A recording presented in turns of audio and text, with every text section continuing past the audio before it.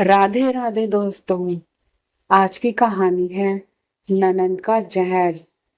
अपने 1.5 साल के बेटे को गोद में लेकर नंदनी जैसे ही उसे सुलाने की कोशिश कर रही थी, तभी उसके कानों में सावित्री देवी की दर्द भरी आवाज पड़ी। बहू, ओ बहू, जरा जल्दी आना। आवाज में इतनी घबराहट और बेचैनी थी कि नंदनी का दिल जोर से धड़क उठा। वह तुरंत बच्चे को संभालते हुए कमरे से बाहर निकली और लगभग दौड़ती हुई सास के कमरे में पहुंची।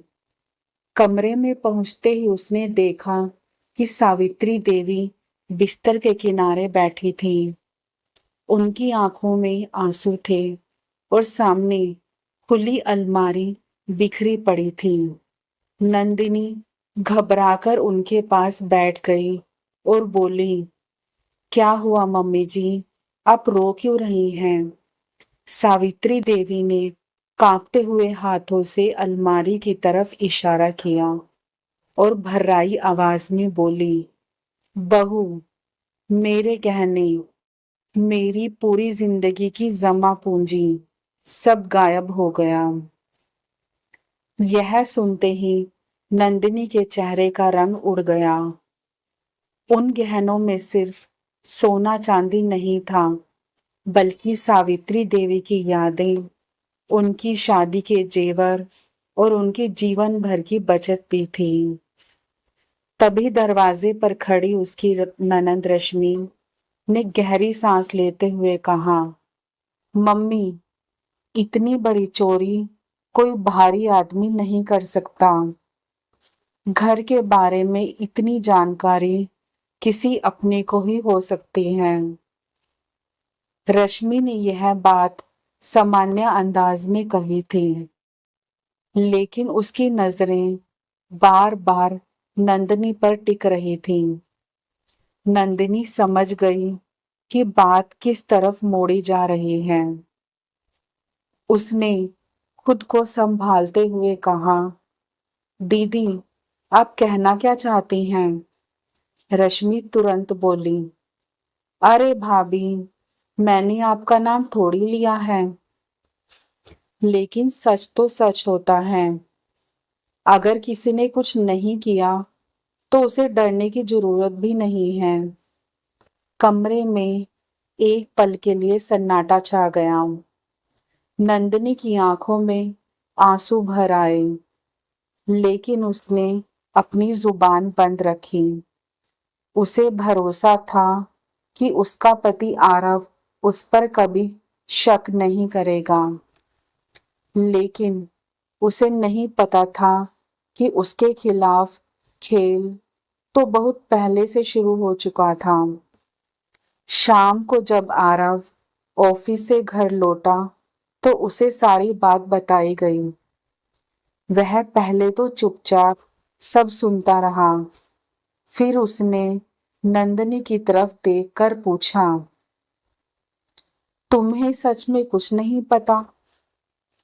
यह सिर्फ एक सवाल नहीं था, लेकिन नंदिनी के लिए किसी थप्पड़ से कम नहीं था। उसकी आंखें भर आईं। उसने धीमी आवाज में कहा, अगर आपको भी मुझ पर भरोसा नहीं है तो फिर इस घर में मेरा अपना कौन है? आरव ने तुरंत कोई जवाब नहीं दिया। उसकी यही खामोशी नंदिनी के दिल में तीर की तरह चुभ गई। उस रात वह देर तक जागती रही।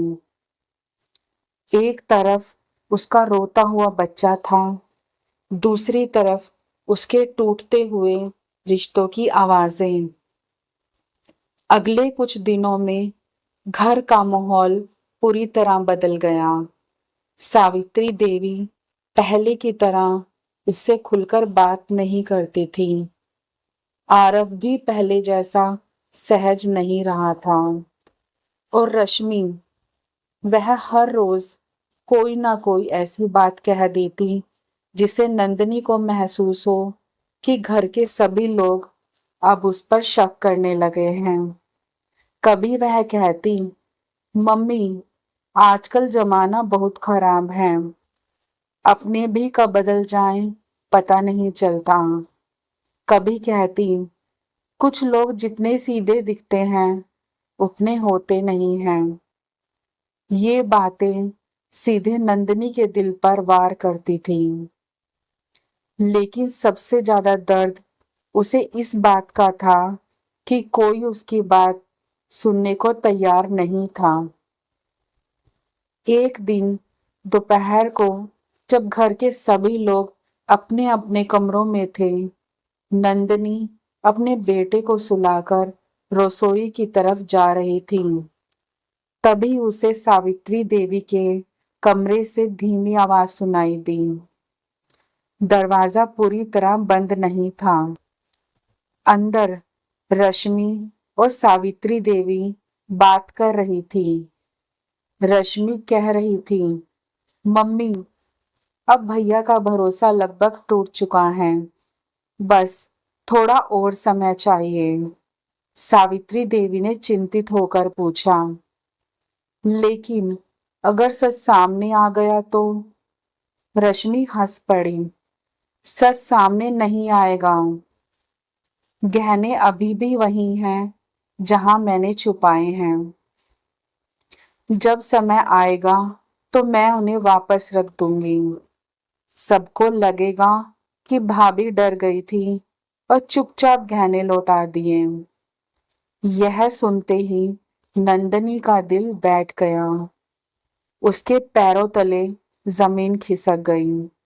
उसे यकीन ही नहीं हो रहा था कि उसकी अपनी ननद सिर्फ पैसे और संपत्ति के लिए इतना बड़ा खेल खेल सकती है। उसकी आंखों से आंसू बहने लगे।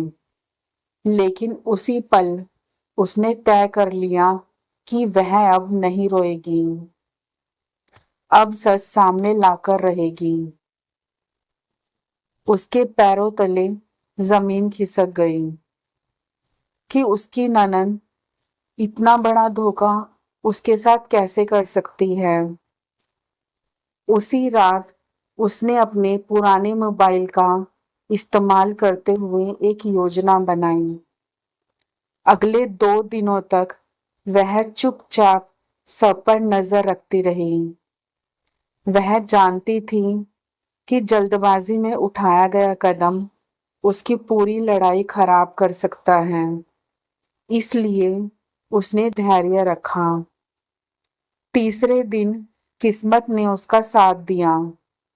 रश्मि अपने कमरे में किसी से फोन पर बात कर रही थी और उसे बिल्कुल अंदाजा नहीं था कि उसकी बातें रिकॉर्ड हो रही थी। फोन पर रश्मि कह रही थी, बस कुछ दिन और इंतजार करो। जैसे ही जमीन हमारे नाम होगी, सारी परेशानियां खत्म हो जाएंगी। भैया को भाभी से दूर करना जरूरी था, इसलिए मुझे यह सब करना पड़ा। अगर भाभी घर में मजबूत बनी रही तो कभी भी भैया से साइन नहीं करवाए जा सकते थे। यह सुनकर नंदिनी की आंखों में आंसू आ गए। अब उसे समझ आ चुका था कि गहनों की चोरी सिर्फ एक बहाना था। असली मकसद पुश्तैनी जमीन पर कब्जा करना था। उसे याद आने लगा कि कैसे पिछले कई महीनों से रश्मि उसके बच्चे तक को नहीं छोड़ती थी। कभी उसके रंग पर ताना मारती, कभी उसकी शक्ल पर टिप्पणी करती। उस समय नंदिनी को लगता था कि शायद यह सिर्फ उसकी आदत है, लेकिन आज उसे समझ आ गया था कि वह धीरे धीरे पूरे परिवार में जहर घोल रही थी। अगले दिन सुबह रश्मि ने फिर नया नाटक शुरू कर दिया। उसने सावित्री देवी के सामने कहा, मम्मी, अब पुलिस बुला ही लेनी चाहिए। जितनी देर करेंगे उतना नुकसान होगा। चोर को सजा मिलनी चाहिए।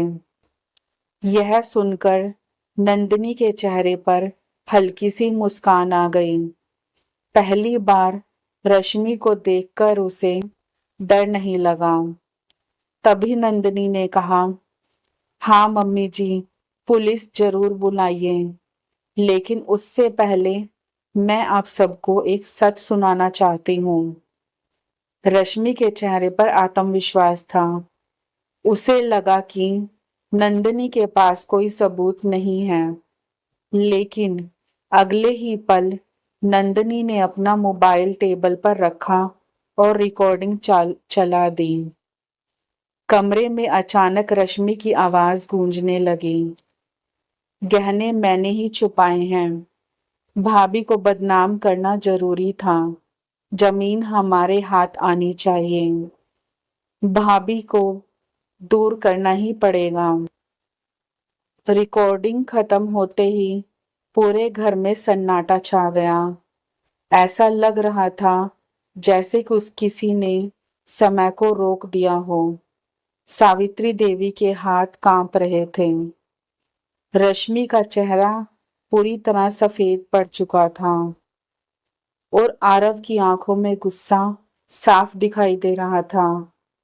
कुछ क्षण बाद आरव धीरे धीरे उठा और रश्मि के सामने जाकर खड़ा हो गया।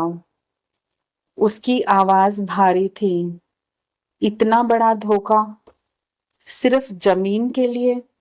रश्मि रोते हुए बोली, भैया मेरी मजबूरी थी, मेरे पति का कारोबार बंद हो गया है, बहुत कर्ज है हमारे ऊपर। आरव ने गुस्से में कहा, मजबूरी तुम्हें गलत रास्ते पर ले जा सकती है, लेकिन किसी बेगुनाह औरत की इज्जत पर झूठा दाग लगाने का हक नहीं देती। तुमने सिर्फ नंदिनी को नहीं, पूरे परिवार के भरोसे को तोड़ा है।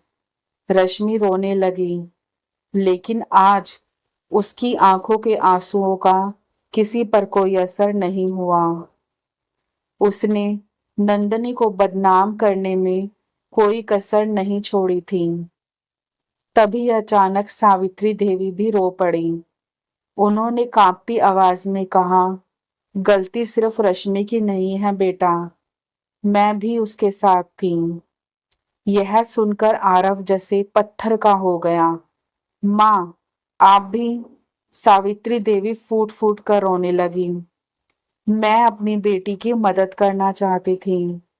मुझे लगा था कि अगर जमीन मिल जाएगी तो उसकी जिंदगी संभल जाएगी, लेकिन मैं यह भूल गई कि एक बेटी को बचाने के लिए दूसरी बेटी जैसी बहू की जिंदगी बर्बाद नहीं की जा सकती।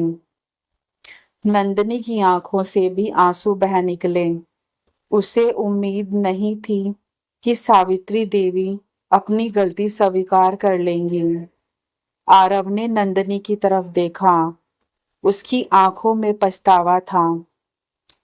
वह बोला, मुझे माफ कर दो नंदिनी, मुझे तुम पर शक नहीं करना चाहिए था। मैं पति होकर भी तुम्हारे साथ नहीं खड़ा हो पाया। नंदिनी ने नम आंखों से कहा, गलती इंसान से होती है आरव, लेकिन रिश्ते तभी बचते हैं जब इंसान अपनी गलती मान ले। आरव ने अपने बेटे को गोद में उठाया और कहा, आज के बाद कोई भी मेरे बच्चे या मेरी पत्नी पर उंगली उठाने की कोशिश करेगा तो उसे मुझसे जवाब लेना होगा। उस दिन के बाद बहुत कुछ बदल गया। रश्मि अपने घर लौट गई। सावित्री देवी को अपनी गलती का गहरा पछतावा था और आरव ने दोबारा कभी अपनी पत्नी के भरोसे को टूटने नहीं दिया।